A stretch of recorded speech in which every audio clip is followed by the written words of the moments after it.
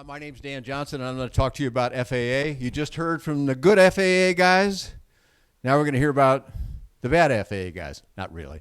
But I'm going to tell you a little bit about what's going on here. So welcome to Midwest LSA Expo once again. How many of you are here for the first time?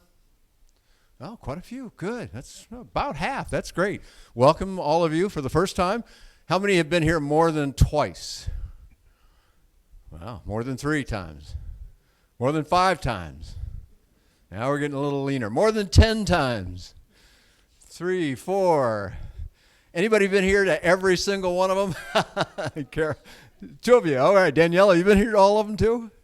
All right, cool. I missed one. I live in Florida. We have hurricanes once in a while. There was one a few years ago, and yesterday was my wedding anniversary. So first of all, I leave on my wedding anniversary every year to come here. My wife is very accommodating and was here with me last year. But one year there was a hurricane, and she said, "You're not going this year." We were pretty nervous about it at that time. It was new to Florida, so I didn't come. But otherwise, been to all of them. So you know about this very well. It's the 14th anniversary. I don't know if Chris is still in the room. He's got a lot of things to do. But next year he gets to celebrate 15 years of the Midwest LSA Expo, and that makes it as long as the Sebring LSA Expo lasted. So he'll tie it next year, and if he manages another one in 2024, which I'm pretty sure he will set a new record for these kinds of shows. So I'm sure you all do appreciate what's going on out here, but I want to make sure that you take just an extra moment. And when you see somebody in an orange shirt, please give them a thank you. These shows cannot happen without their help. They just simply couldn't happen. As much as Chris puts himself into this, he couldn't do it all. So now let's get into the matter at hand. This is Mosaic, the modernization of special airworthiness certification. It's one of those things government likes to do to make fancy words, or somebody made this up. The FAA guy said they didn't actually do this, but it became known as Mosaic. So there it is. That rule has been delayed. You probably know this now. Now you know it for sure that that's the situation. So let's go through what are some common questions that pilots are asking. They're wanting to know, okay, there's a delay. Why is there a delay? How long is the delay? What about weight and speed? These are common questions that people ask. What about power? How much power are we going to be allowed to have under the new rule? How about complex aircraft? That means retractable gear, constant speed props, or single lever control, which I'll mention, and that's actually what's coming, we think. Legacy airplanes, lots and lots of people ask about that. We'll talk about what that means and what it means about the next item, which is sport pilot privileges that are allowed. I shortened it up to perks. And finally, about mechanics. So these are common questions that a lot of people are asking, and we're going to try and eliminate some of them now. So you know that it's been delayed for a year. Why has it been delayed for a year? First of all, this is a very ambitious regulation. It's a big, sweeping regulation. Most of us in the LSA space or the kit aircraft space have been paying attention to that part of it. That's what we're interested in, and that's understandable. However, the fact of the matter is this also includes warbirds. It includes kit-built aircraft that are well outside the category that a sport pilot can operate, and it includes other aircraft like drones. Well, it did include drones. Drones proved to be a big problem. And by drones, I mean there's a lot of words thrown around about that, UAS, UAVs, multicopters, a lot of terms all mean essentially the same thing. But the operative word here is that it is uncrewed. And that doesn't mean that it's CRUDE. It's not a crewed aircraft, not a lousy little aircraft, which is what some people thought at first. It means that it doesn't have a person inside it. So an autonomously flown aircraft, we know these are coming. They undoubtedly have value. I'm not one that opposes them. However, this isn't going to be what allows this rule to go forward because it's too many new things. So FAA is saying, look, we're just going to pull the drones out of it, and we're going to go on with the rest of it. So the good news is, if they didn't pull the drones out, we wouldn't get this rule for maybe 2 or 3 or 4 more years yet. If they take the drones out, we should have it sooner. You're going to hear a fellow say what date he is specifying for that. So the drones coming out, as a matter of fact, they said, oh, this is going to take a year to do that. As a matter of fact, it's already done. That part's already out. They are now already working on the other part. So FAA moved quicker than anyone expected. This gentleman here is the one that needs to sign that certificate that Leland was getting because he's the new guy. This is Billy Nolan. FAA used to call this session Meet the Boss. They've changed that now. It's just Meet the Administrator. I think they're trying to be a little more correct about that. But this man is an acting administrator. He's only in the job for a while. And this job, any FAA person will tell you the administrator's job is totally a political job. He doesn't really have all that much to do with aircraft and so forth. He has to do with Congress and getting money and things like that. So this man here, he's a long time in the business, 40 years in the business, all of it airline. This was in 40 years, this was his very first visit to Oshkosh. So that tells you how much he knows about the kind of aircraft that we pay a lot of attention to. I'm sure he's a smart guy. I'm sure he's very capable. But he called on this gentleman here to give some comments. Now, I'm going to play this. You will hear the video, so you can actually hear that he's saying it. You may not be able to make out the words, so you will see the words appear at the top there. We fully intend to make the notice of proposed rulemaking in August of 2023. And then they come to you and ask for comments. That takes a while. And then roughly a year afterward, the rule becomes final. That's where we are, he says. That was the whole comment. That was everything he said about when this is coming. So, August 2023, they made a commitment now. Now, I asked several FAA people about David Bolter afterward. They said, yeah, he tends to be kind of optimistic. So, take it for what it's worth. It may or may not happen in August of 2023. It didn't happen this year when I thought it would, because it had to by FAA's own calendar. Congress imposed upon them, in order to get some money back, I think in 2013, in order to get their budget bumped up to do drones in particular. They knew that was going to be costly to do. Congress gave them some more money. They said, you got to have this done by December 31st, 2023. Well, that's still a ways off, right? But it takes them 16 months, according to FAA, from the time they issue an NPRM to look at all, they have to read every single comment. So if every one of you writes a comment, they have to read every one of those. I don't know who watches that, but I'm told they read every single one. Think about that and then change the rule as necessary to accommodate the needs that the things that they heard. So we hope they will do that, but if you come back on that calendar, that had to have been basically right now. They should have been issuing the NPRM in order to have it finished by that date. Has any government program you known ever run late? Has any government program happened on time would probably be an easier question to answer. So FAA's main mantra remains this. I'm going to call them Mosaic LSA, just to put a name on what is different than what we see out here today. Actually, we do see some of these kinds of airplanes out here today even, but I'm going to call them Mosaic LSA. And the Mosaic LSA are supposed to meet this mantra. They must be easy to fly, operate, and maintain. Now, fly and operate may sound like the same thing, but operate can be the owner of the airplane, not necessarily the person flying the airplane. So they want it to be easy to fly, operate, and maintain. Well, what is easy is kind of a big word, isn't it? Well, I mean, what's easy? What's easy for you and what's easy for you might be very different things. Industry was tasked with defining that. FAA said it must be easy, but we don't really know what easy means. So industry, you guys figure it out. And the industry guys did figure it out, and FAA went, yeah, that sounds pretty good. There's a lot more to that than I'm going to try and explain right now, but it is an industry-created thing. One of the reasons why FAA wanted to create Mosaic LSA is to fill the gap, they said, a gap between the LSA we see out here, typically at 1,320 pounds for a land plane, and before you get to the conventionally certified Part 23 aircraft, let's say a Cessna 172 or let's say a Cessna 182 at about 3,000 pounds or something like that. Those aircraft go through a much different process, and they felt like there was a gap in between the 1,320 and the 3,000. How can we fill that gap? FAA wants aviation to grow, despite what you may have heard. So if you'll watch this, it's kind of an interesting morphing here of one airplane to another, but it's kind of like the old airplanes are giving way to the new airplanes, you might say. Except this, the old airplanes, or the new ones that they're making in the conventional manner, will be using ASTM process in the future. They've been working on it for years. It is definitely going that way. There's no doubt about it. And the aircraft, the Cessnas, the Cirruses, the Diamonds of the future will meet ASTM consensus standards. So they've learned a lot from LSA, and they have acknowledged that over and over.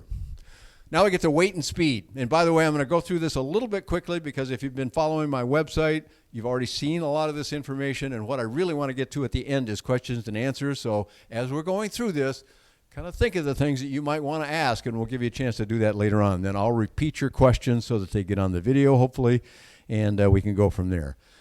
Is 3,000 pounds a number that a Mosaic LSA could weigh? Yes, and maybe more than that. It was once said that it could be 3,600 pounds. And yes, that might be. It could even be heavier than that, theoretically. But remember, it's got to be easy. And a Bonanza, it would not be considered an easy airplane by anybody. You don't go fly that airplane without some proper training. You don't fly any of these airplanes without proper training, but some need more than others. Also, speed. People have asked about speed. And excuse me, while I'm on weight, it's not just going to be a number. They're not going to say like they did for LSA. They can be 600 kilograms or 1,320 pounds. There's not going to be a number like that. There will be a way to arrive at how heavy the airplane can be. An airplane can be bigger with a bigger wing on it so that it stalls slower, because stall is probably going to be capped at 50 knots. That's up from today, but today is 45 knots, and so they're going to go up another 5 knots in stall speed. But that won't allow a great big airplane with little tiny wings on it. That combination is not going to work. So by the same token, speed is also going up. This is just my guess, 145 knots. I don't know what that is. I don't think it'll be a number. I think it'll be a formula again of some kind, not the one they talked about before, which we heard about being power index. That's gone. Now they're talking about some other method of deciding that. And also 4 seats. And also other stuff to come along, but 4 seats. First of all, can a sport pilot fly an aircraft with 4 seats and people in all 4 seats? That remains to be seen yet. My guess is I doubt that, but we'll see how they go through it, and I'll have a few more words about it. Power is definitely going to go up. We will be allowed to have bigger engines, but that's not really any big change. We can have bigger engines right now. The Carbon Cub was one of the first to kind of break that mold, if you will. That wasn't a picture of a Carbon Cub there, but it was a nice picture of its successor from that company. And they came out with a 180 horse engine, which they said then you just restrict that once you get at altitude. Well, it's not really so necessary in a Cub. You're not going to go that fast anyway, no matter what engine you put on it. Although you climb really fast. So we saw a selection of engines that had been around before. Now we're getting a batch of new engines. We'll see if some of these are legacy engines like the 2 on the left, Continental and Lycoming, if they factor into the Mosaic LSA. My guess is Rotax will continue to dominate. That's their 915 on the right side. It's comparably powerful to the engines you see on the left, or more powerful, and has other advantages to it, mainly that it can allow things like FADEC, full authority digital engine control, and things like that. So that is definitely coming. These are airplanes that might be called complex. Are these included? The 2 on the right, the Evector and the Pipistrel, they're both retractable airplanes, and they fly at faster than 145 knots. Both of them do. My guess is that will not be included as a Mosaic LSA. The 2 on the left might be. Not just because they're fixed gear. They're both 4-seaters, by the way. All 4 of these are 4-seaters. But the 2 on the left are much more likely to become Mosaic LSA. We still don't have enough information to make that determination yet. However, on these, what I call legacy general aviation airplanes, my guess is all of these will be included in Mosaic LSA. Now, what that means is they're not Mosaic LSA. They are whatever certificate. They have whatever certificate they've already got. All these have what's called a standard certificate. What we have out here on this ramp are special certificates. That's the big difference, standard versus special. And my guess is all 4 of these airplanes and many others very much like them will be included in something that a sport pilot can fly. They will not be an LSA. They'll still be whatever they are. But a lot of people have been asking, well, because you can, as you well know, you can buy some of these airplanes for a very agreeable pricing. And that's good. That gets people in the air. I'm happy with that. I pay a lot of attention to what's affordable even in aviation, and these airplanes are all affordable. I applaud them coming into the space, even though that will probably slow some new LSA sales, but more people coming in raises LSA sales. So it's kind of a give and take, I think. What can a sport pilot fly? Well, there's a problem with us knowing the firm answer to that because it comes from a group called Flight Standards. That's a division within FAA, and they have not been very forthcoming with what their plans are. So we don't know that yet. But this is essentially an aviation medical question. When people want to know what they can fly with a sport pilot certificate, it's not so much that they're looking to fly something more powerful or whatever. What they really want to do is fly an aircraft for which they don't need an aviation medical, a conventional aviation medical. They want to be able to use their driver's license medical to fly. And those airplanes I just showed before, I think will qualify for that. But I remind you, as we wait in the year delay for FAA, that a year, it does seem like a long time after we've already been waiting for a few years as this rule went through the works. But I remind you that the Sport Pilot LSA rule, when they came out with that for 3 years in a row, we excitedly heard about this year it's coming. It's going to be released at Oshkosh. And the next year, the same thing. And the next year, the same thing. All that year, it did finally come out. 3 years it took. So we are not really so badly delayed in 1 year yet. Let's see how it goes. But the simple answer to the question, what can a sport pilot fly, is so far this. This is what I had several different FAA people all say: we are going to expand the privileges for sport pilot. Now, what does that exactly mean in what aircraft you can fly? We won't know that until the NPRM comes out. That's why we're all so anxious to see this thing, to see what they've actually got in mind. We hear some things. I serve on the ASTM committee that helps write the industry consensus standards, and we are hearing things about what the aircraft are going to be like because we have to hear about them in order to write standards for them. And I've been bleeding that information out when I think it's okay for me to release that information. And no one has stopped me yet, so I'm going to continue. But the answer is that FAA wants to expand these privileges for aircraft and for the pilots. So I think we're going to get more good stuff out of it than we think, but we just don't have all the answers yet. A similar question comes up about mechanics. What can a mechanic Who can do mechanical work on an airplane? On the left, you see just kind of a humorous thing of a young kid looking at an engine. On the top right, you see a class that's being held at Rainbow Aviation. They do a lot of these. Other people do some classes too. Rainbow does probably the most of them. They can teach you in one weekend how to do some basic maintenance on your airplane, and you're allowed to do that. If you go take a longer course, it's only a 3-week course, not a whole long course like A&P, then you can do much more work. And then on the bottom right is an image that tries to imply that the factory also gives privileges. For example, a carbon fiber airplane may require that you have some factory training before you do carbon fiber repair work, because that's a different animal than metal work, for example. So there are levels of that. All of those are going to get expanded too. Maybe not a lot, but we're not losing privileges is the important point, and we should get some more, we think. So within the FAA, the big question is, which divisions do what? There's lots and lots of divisions. FAA has something like 40,000 employees. That's probably as many as the town of Mount Vernon has. I don't know what the population here is, but there's a whole FAA contingent that's as big as that. So the people that we have mainly worked with, and the information I mainly have come from a group called Aircraft Certification. It's gone through a major change itself, just like all of FAA. They really churn through who sits where in FAA. I almost don't keep track of who's in what position anymore because it changes all the time. I'll know it now, and then a month from now, oh, no, he's not in that job anymore. He went over to that place. Now this person's got that job. So the FAA people that I work with closely that are actually down in the dirt writing these rules are saying, yeah, we had to write briefing papers for the new leadership of aircraft certification and for the administrator so that they knew what they're overseeing, which seems a little odd to me, but that's the way it works in FAA. Another group, and the one we don't hear so much from, and they're the ones that have the private pilot privilege, that's flight standards.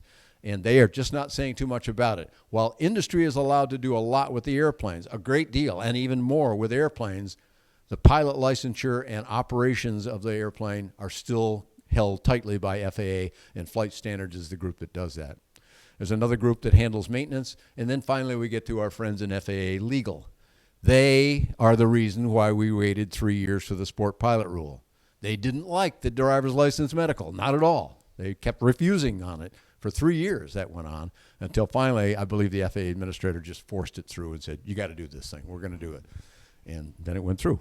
So that group is still one to contend with. FAA Legal swings a big stick inside that organization, and they may have things to say about this as we go forward. So we'll see about that. One of the privileges that we've got in the LSA space is endorsements. Now, you've all heard of endorsements. Your logbook probably has some in it, should have some in it. But it's a little different in the LSA space because when you first get a sport pilot certificate and you're a brand new pilot and you haven't flown anything before, you are limited. You may or may not know this because you may have flown in a different aircraft even while you did your training if you have one of those certificates. But you are limited to an aircraft that flies no faster than 87 knots, which is 100 miles an hour. There's a few airplanes out here that don't exceed 87 knots, actually more than a few, but lots of them do exceed that. Can you fly those as a sport pilot? Of course you can. How do you get there? Since you only have a sport pilot certificate with your 20 hours logged, how are you going to go fly an airplane that flies faster than 87 knots? You go fly with an instructor. You learn how to fly that airplane properly, how to handle the extra speed that it's got, whatever other features it's got. And then your instructor just makes a logbook entry, and you're done. And you have the privilege. That's pretty golden. A lot of people haven't realized what a value that is in the space, but they are not only pleased with how that's worked out in LSA, they are going to continue that. And we believe that flight standards will allow endorsements. For example, if you are a sport pilot and you've been flying with a private or hire or as a sport pilot certificate holder, and you've been flying for a few years and have done pretty well and you've moved up the scale and you've done some things, they will very likely allow you to then go get an endorsement from your instructor and perhaps fly a four-seater or perhaps fly an airplane with retractable gear or one with a single lever control or some of the other features that are coming. There may be a way for you as a sport pilot certificate holder or a higher certificate level holder using the privileges of sport pilot, which means no driver's license, or which means a driver's license medical, then you may be allowed to move up to larger, faster aircraft with more seats in them. So that's a promising thing that we think. Again, all that is done by the guys at Flight Standards, and they've got that pretty tightly gripped. I've mentioned a few times that LAMA, the group that it's my volunteer job at Aviation, I say, along with the ASTM committee. These are the four things that we really went to FAA with, and we started working on this in 2014. 8 years ago, we began working with these guys. That was, by the way, the 10th anniversary of LSA in 2014. So this goes back a little ways, and we are assured that all of these, still good.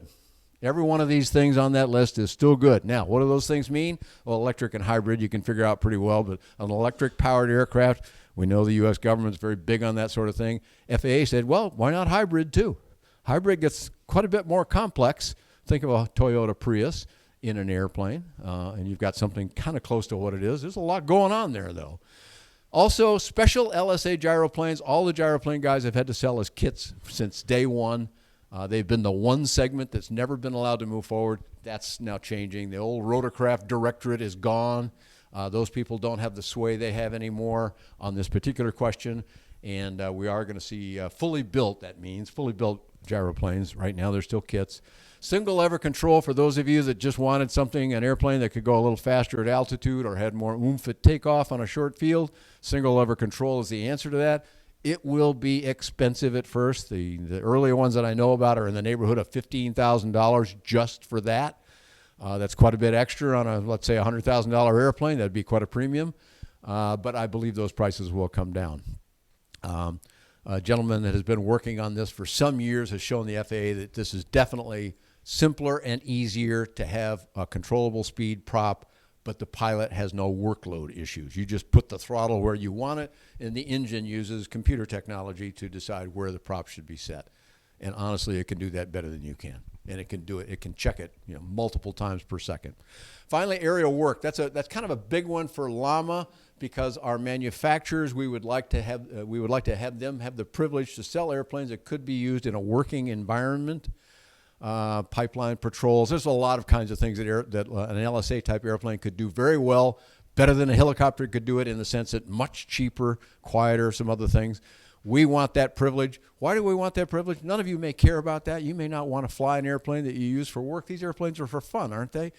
Yes, but if a manufacturer can sell more airplanes because some of them can go to a work environment, which probably means more money for them, then they will be better off financially to keep building the sport planes that all of us love. So we want that privilege. We think that is still coming. Again, we're waiting on the NPRM to really know about this. Now I'm going to put up a series of statements. You saw this last year too. I'm just saying that I've asked these questions again. All this is still the way it has been. FAA, these are all 100% FAA quotes. LSA has been a successful development. This is FAA talking, not me trying to put a shine on the paint. The former regulations, the one we have today, is unnecessarily restrictive. This is FAA talking. You just don't hear this kind of talk from FAA too often, I think. That's why I wanted to highlight these statements.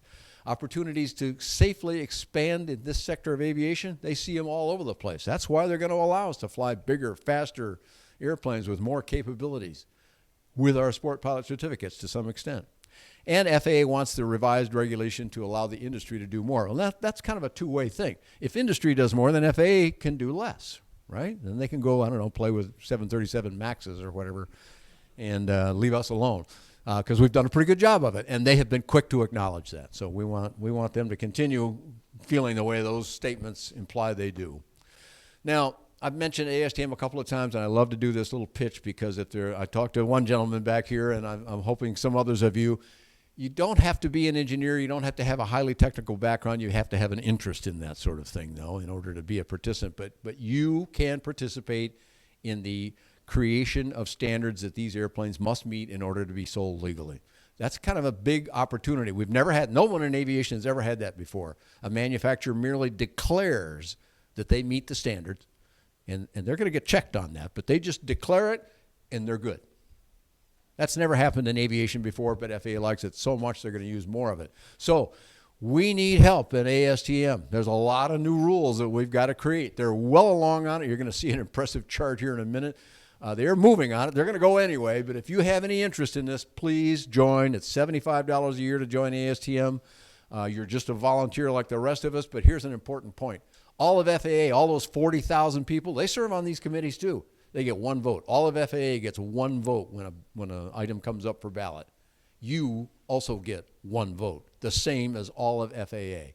That's kind of a big deal. So you have a way to affect this if you have an interest in it. I'm told they've logged quite a few more members since I began pitching this, so I'm pleased about that. But there may only be one or two of you in here, but if you're interested in it, please do follow up, astm.org. So here's a daunting chart. I don't expect you to read all of this or know anything about it, but here's the way it is today, and that's the way it's going to be. It's already pretty much arranged. And that is a simplification of this. Here's one of the reasons why, and I don't want to go too far into the weeds, but you see this statement up here, cross-cutting. These are all things that affect every type of aircraft. So, for example, every powered aircraft's got to have an engine on it. Well, there's a set of standards about the engine. So that engine standard has to meet every type of aircraft, from a powered parachute to a carbon fiber speedster. Well, that's actually kind of stretching things quite a bit to get in there. So they've created this whole new system over here. You don't have to know much about that unless you decide to get involved with it. But believe me, that was a lot of work to get it to that point, and it's going to work much better now. And industry did all of this in about, like 18 months, maybe less than that. A bunch of volunteers doing Zoom calls in the last couple of years, got all that done in a fairly short amount of time. So I've said that if FAA said, well, we've got a year delay to do this thing, industry could have done it in a week or maybe 2 hours. And that's just the way it works. We don't have the same responsibilities as FAA does. I'm not really putting those guys down by saying that. They've done some very good work, and we're very happy to be working with these people, but clearly industry can move faster on things because we're motivated. So what can you do about this upcoming rule that we're supposedly going to see in August of 2023? We'll hold David Bolter's feet to the fire on that. Not that that'll make a bit of difference. If it doesn't happen then, what's going to happen? Nothing that I'm aware of. So when that NPRM does come out, the Notice of Proposed Rulemaking, it's going to be dull stuff. But others of us will try and plow through that and bring out the essence of it. I've tried to do some of that here. More people will do that. I'll continue to do it. And you can sum up those things and figure out what your response to this is. Please do write then. And don't just write what somebody else says, oh yeah, say this. Because FAA can see if the same words come in on on 5 different letters, they're going to discount some of that. They won't throw them out. They can't throw them out. But if 5 people write exactly the same letter word for word, FAA can see that. They're not dummies. So you got to write your own letter. It doesn't have to be a big, long thing. You don't have to go into it in great depth. Pick the parts that make you feel strongly and express yourself. And they must read every single one of them. They have to by law. And then they will go back and do this. So we will try and notify you when that time comes to write. I'll be pounding my pulpit on it. Also, if you have a connection to your political representative, you can speak to them as well. And tell all your pilot buddies, write. FAA should see, I'm hoping they'll see 50,000 or more comments on this thing. Now, that's a boatload of work for those guys and gals to do all that. But the more we can send them shows we're involved, shows we're interested, and you may say something that changes the rule. Part 103 ultralights comes up a lot, so I just want to address it with these two statements. No change to this. We have asked for no changes to Part 103 ultralight vehicles. We will not do that. Llama will not do that. Other people can. If you want to, you can. The odds of you getting anywhere with it are very, very small. And the problem is this. If FAA said, okay, we're going to change it, now we're going to get a Mosaic type rule. It's going to be many pages long. Part 103, if you don't know Part 103, the entire FAA regulation can be printed on the front and back of a single piece of paper. That's it. There is no more. That's the neatest regulation in all of aviation worldwide, and a few other countries have copied something like that. But that doesn't mean that no development is happening. I had this picture pop up, a new engine development now from the guys at AirTech that are the new representatives of Quicksilver. And Part 103 ultralights are selling very well. You may not be aware of that. A lot of people don't even think it exists anymore, which is absurd. But I will tell you this, I follow the numbers pretty closely. There are as many Part 103 ultralights being sold every year for the last 2 or 3 years as there are LSA. So think about that for a moment. These people are flying, they're doing things. You just don't see them because they're generally a little quieter. They're in off-airport locations a lot, and you just don't even know they're out there. But there are airplanes available for below $20,000 ready to fly. This segment's not going away, but we're not going to ask for changes on it. So those of you that are interested in this and want to keep following, there's my website address. If you haven't been there, please do come and visit. Everything on the website is free. You have to register to use Plane Finder 2.0, which is kind of a fun little way to try and decide what airplane might be right for you, but there's no money exchanged. And the only thing I'll do with your website is send you more information. So if you don't want that, then don't sign up. But if you do, you can get a lot more. So I thank you very much for your attention now. I've tried to cut this a little bit short here so that we have time for some questions if you have them. So I hope maybe some of you will start. I know how this typically goes. Nobody wants to raise their hand. Well, I'm wrong. I'm totally wrong. Usually it's a little slow, and I ask somebody to say, would you ask a question first? Because after the first one does, then everybody wants to ask a question. I didn't see whose hand shot up first. I'll just go this way. So the gentleman in the hat first.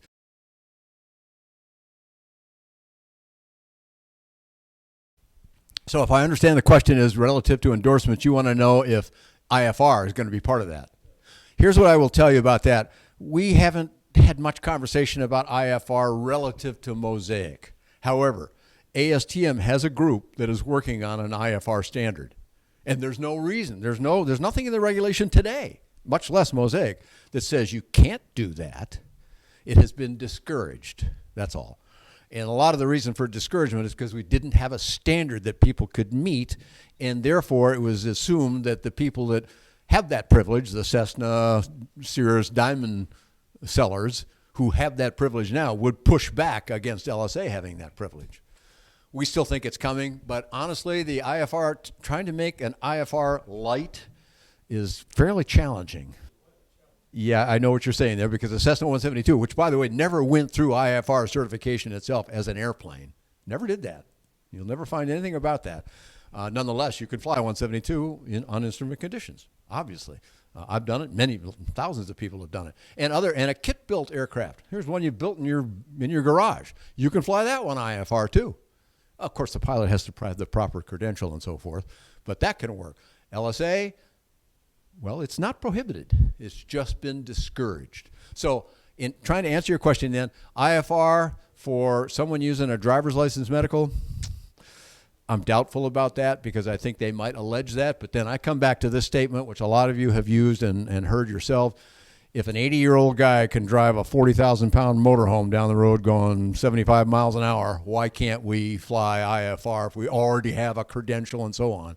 Just because we don't have a medical, which we know hasn't caused any of these great numbers of accidents anyway. So what's the problem?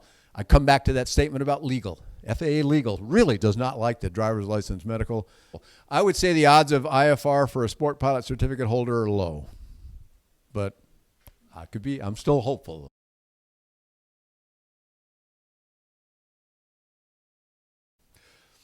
That's a great question. My guess is no, because that has a standard certificate, not a special certificate. And I think that might be a dividing line. As with the flight standards people, we haven't heard a whole lot out of the maintenance group in FAA on this. They are going to allow you to do more things, but that's within the LSA space or the Mosaic LSA space. I would be doubtful about that. And again, not because it's such a bad idea or anything, but because the A&P guys are going to push back on that. Go, well, why? Kind of like the student loan fiasco that's going on. Why did I have to go get a 2-year A&P license when you can do it in 3 weeks? That's not fair, you know. And you can imagine that would carry some weight if they started throwing that around.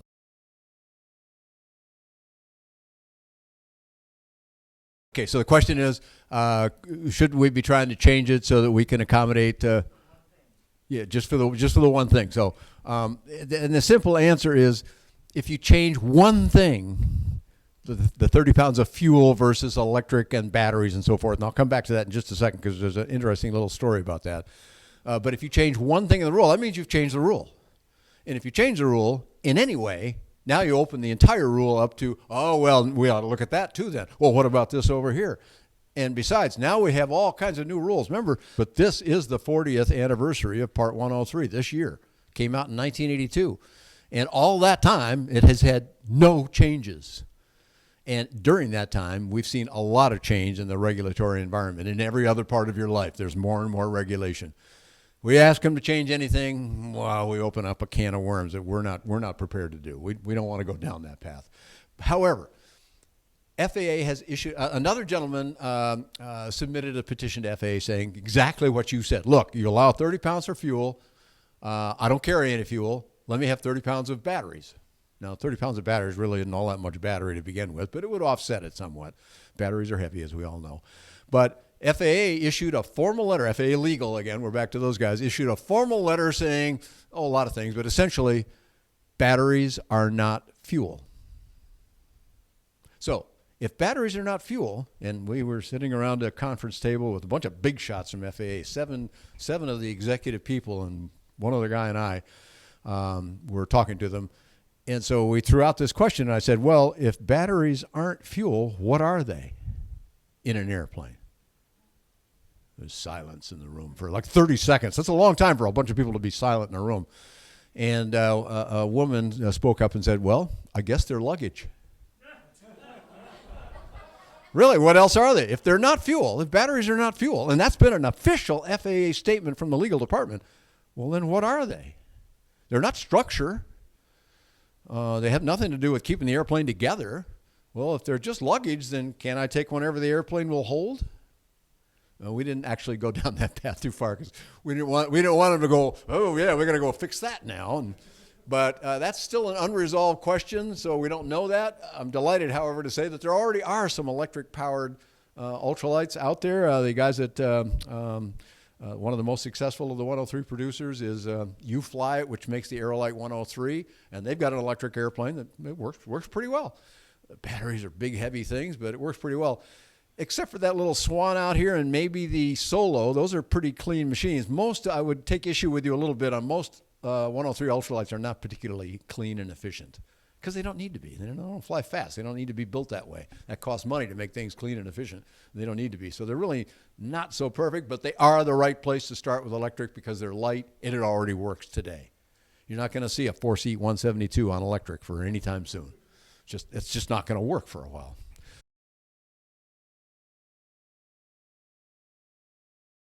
So the question is about other countries and their interest in 103 and actually how that can affect LSA too and whatnot. And yes, ANAC, which is the Brazilian equivalent to FAA, just released new regulations that are essentially, not identical by any means, but they're essentially Mosaic LSA. They're already done with it. The weights are up, speeds are up, all that stuff. EASA is also, that's the European equivalent to FAA, not the national one, but the EU-wide group that oversees aviation. They are ahead of FAA. In fact, a very highly placed FAA guy, who's no longer with FAA, but was, said, oh yeah, everyone is going over to EASA to get approvals now because FAA is going too slow. This is a former FAA guy that said this, a highly placed one.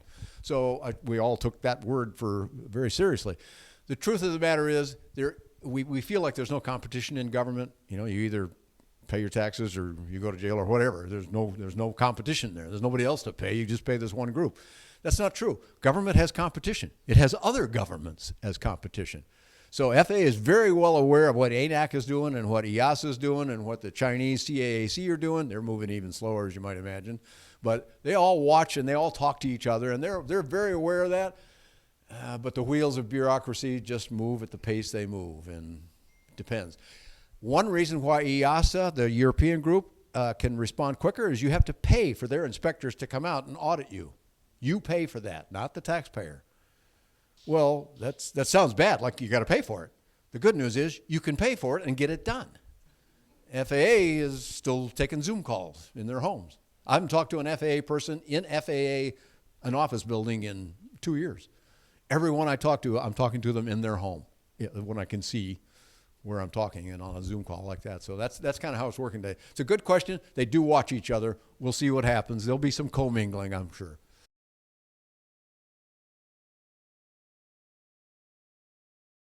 Okay, so the market is changing because of the arrival of Mosaic LSA and the Mosaic rule. Yes, I agree it is. I would say it's adding to, not upsetting, because all of these airplanes out here, every single one of these airplanes out here that is a special light sport aircraft now will be a special light sport aircraft in the future. There's no change for them. And some of these airplanes don't need to be heavier or fly faster or carry more or have more seats. They're perfectly fine the way they are. They've been refined for 20 years. They're pretty good little airplanes. If you want more than that, well, that's a different thing. But they're not all of these airplanes. I shouldn't say that. Haven't looked at every single one, but I know most of these airplanes out here, and I would consider them all good designs that have been through the mill and are working well. They don't need to change. But if one of those manufacturers wants to make a four-seater in addition to that, well, now he's going to have a new rule to do it. Will that upset things, and will that cause problems downstream? Well, possibly, but I think it's actually going to be a good benefit all around.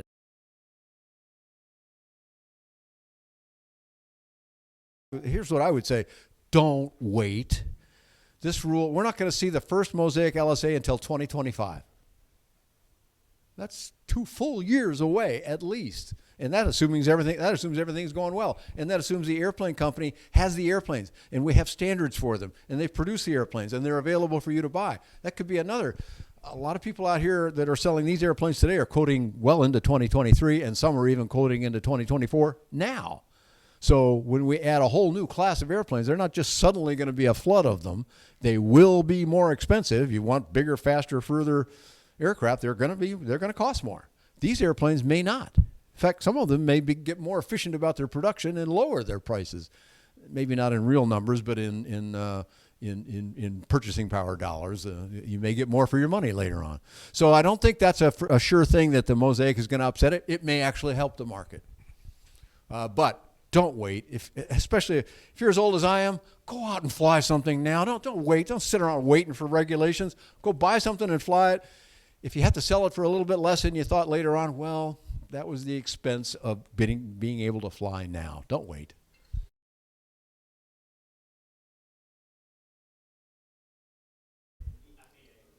Yes. Do I see conflict within the FAA over, let's say, flight standards versus mechanics versus aircraft certification? These are all different groups. They're like, you don't all know each other, but you could all be working for the FAA, and you don't know what he's doing, and he doesn't know what that person's doing. They all got to talk to each other. They have their meetings and their briefing papers. They try and coordinate that, but where it really all comes together is when the NPRM is released. Then they are forced to talk to one another and try and hash out these issues inside.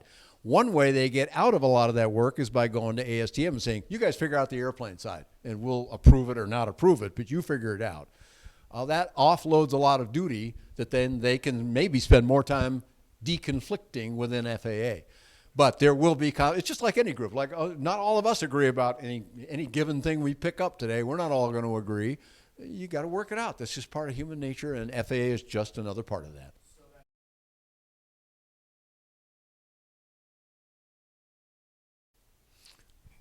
Okay, so the question is really about, can endorsements work for night flying? You know, I haven't heard a whole lot about night, so I don't know too much about what their thinking on that is. But my thought is that's a skill, kind of like the IFR question, only simpler than the IFR question, but still, there's some extra skills you need to fly at night safely and competently. My guess is they may allow that. I wish we could get more out of the flight standards people. We've beaten on them about as hard as we can without really erasing our welcome there. And they just aren't telling us too much. So we're just not getting much of that. But a lot of other people, the ones that have to talk to them to try and deconflict like you asked about, have said they are going to expand privileges. Now, I heard that from probably 6 different FAA guys in different conversations with almost the same language. So it's almost like they've discussed this very thing, not that particular item, but things like that. And they are working to give more privilege to the flying community. Now, that's FAA doing that, so how much privilege they will let go out of their grip, I don't know, but I'm hopeful. Night, how many of you want to fly at night? I'm just curious. How many of you would really like to fly your light sport aircraft at night? A few of you, but only maybe, I don't know, maybe that was 10 or 15, 20%. So the majority doesn't really want that. And it's going to take some pressure for some of those kinds of things to happen. But I'm hopeful. I'm hopeful because endorsements have worked very well and they know it.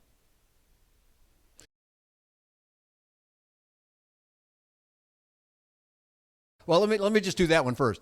It's called Sport Pilot Certificate. It's not called Business Pilot Certificate. They don't mean for you to use it in business, but flying yourself to a meeting, you're not paying to fly there. You can do that now. You can do that with an LSA right now. Now, you can't do it at night. You can't do it in IFR conditions and some stuff like that, and you can't take 3 people with you and so forth, but you can do that right now with any of these airplanes that are capable of achieving that.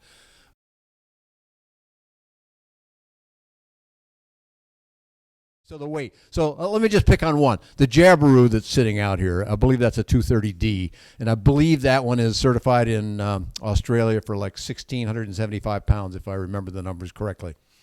It's limited here, it's just a paper chase to 1320 because that's what the rule says. Will they be allowed to just rebadge that, if you will, and make it 1675? Yes, I believe they will. I believe all these airplanes that can qualify for more weight now, they'll have to go through a declarative process again, but they've already done it with LSA, so these people have got it down pretty good. In the first years, FAA was not very happy with how industry met those standards, but FAA was figuring them out too. Now that's mostly disappeared. They're not even auditing some companies anymore because they've already seen that they behave well and do the things they need to do.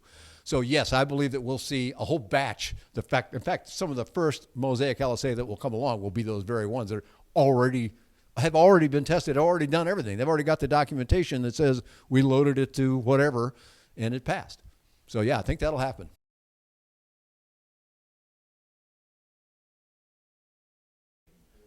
Stall speed is what you're asking about, is probably going to 50 knots. Now that's on a Mosaic LSA. Will they change that for the existing ones here? We don't know that yet. But my guess is everybody will get the same number, and it'll be 50 knots. That's up from 45 today, so it's not a big change, but 5 knots is quite a bit on that end of the spectrum.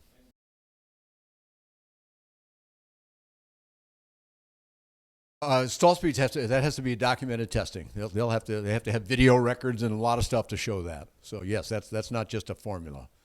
All of these airplanes, every one of these airplanes out here that has a special light sport aircraft certificate has gone through a whole series of shop testing, weight, dropping the airplane on its gear and whatnot, and going up and flying it extensively. They don't have to do spins and things like that, although some have done that work.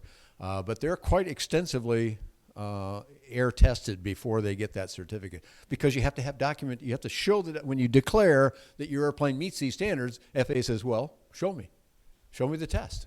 And they know what the test look like, so they know what it should say.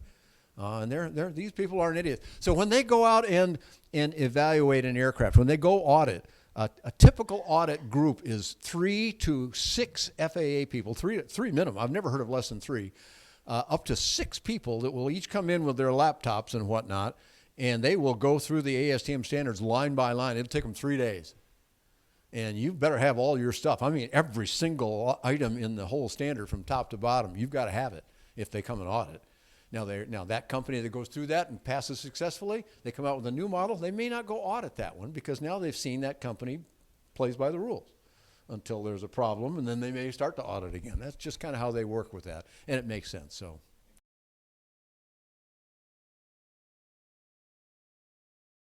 well, the question about if you the aviation medical, and if you fail, why can't you just keep flying? That's kind of, because you already were flying, you just didn't graduate to the next level or whatever. I go back to FAA legal. They don't like the driver's license medical. We start with them not liking it. So there's automatic resistance to anything that seems to loosen that, and that's kind of the problem with Mosaic. I suspect that's one of the holdups for why we didn't already see this rule, is because they're still debating that. But there is an exception to the being denied thing, which otherwise you're exactly right about. If you get denied for an aviation medical, you're done flying, except motor gliders. Motor gliders is a nice little carve out. If an aircraft can meet FAA's requirement to be called a motor glider, and there's a couple out here that could qualify, I think. One in particular that's working at it. The guys from Aero Marine LSA are planning on that.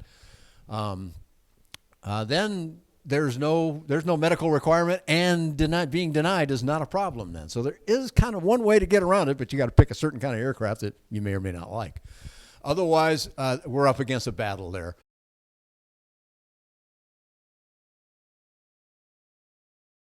If I understand the question right, does insurance care about the whole medical aspect? Yeah, absolutely they do. They don't want to, no insurance company wants to be in violation of federal law about something. So yes, they do. Unfortunately, they're not that much easier because they don't have much experience, compared to Cessna 172s that have been flown for 70 years now or something like that. There's a lot of data on them. There's a lot less data on these. And they're mostly flown by older people. That's just the nature of the beast. If you're in your mid-70s now and you haven't priced insurance, well, first of all, you're in for a shock. And second of all, you may be in for sorry, we're not going to write you. The insurance industry in the light aviation end of things is worldwide, actually, not outside of airline and military. There's about 12 companies typically that may write an aviation insurance policy. That number in the last couple of years has dropped down to, I think, 9. And as soon as that happens, rates go up because there's less people they can go get it from. And they've also told me, I did an interview here last year with one of the guys from AIR, Aviation Insurance Resources. They're a real good group to go to for light sport. And he said, well, mid-70s may not be able to help you. So, we're getting in a pinch point, which is another reason why I spoke to the other gentleman about go buy something and fly it now. You may wait and you may get denied by an insurance company having nothing to do with FAA. And if you can't get insurance on a $150,000 airplane or whatever, the game may be over for you. So don't wait. That would be my caution. Any other questions? These have been great. Thank you so much for all the good questions. Thanks for coming. We'll see you next year.